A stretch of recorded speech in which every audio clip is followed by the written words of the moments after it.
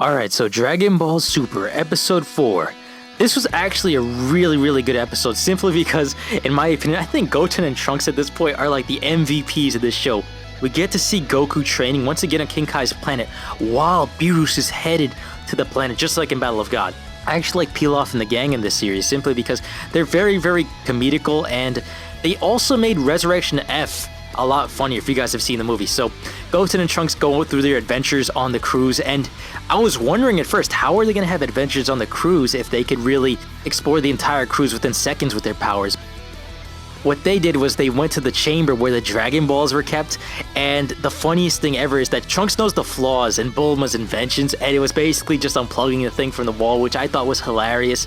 We also go back to Pilaf's gang, and they're just on an island. They're a bunch of chibis, which is just awesome because if they were old, it would have been kind of boring, and we've already seen that in the original Dragon Ball. I remember that back from my childhood, but they really made it comical. Now, one of the things that I absolutely understated, and I actually kind of forgot to mention in my past reviews, it's the food in this show.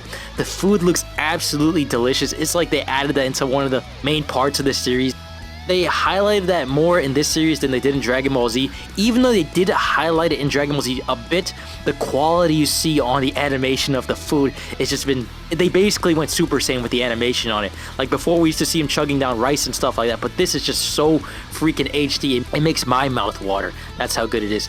We see Vegeta training in 150 times gravity, and then he's interrupted. Surprisingly, he didn't kill the bitch that stopped him. He's not the only one that got interrupted.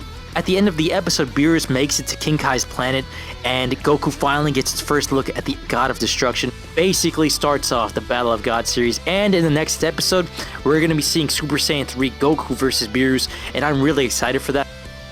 For this episode, I'm probably going to give it an 8.7.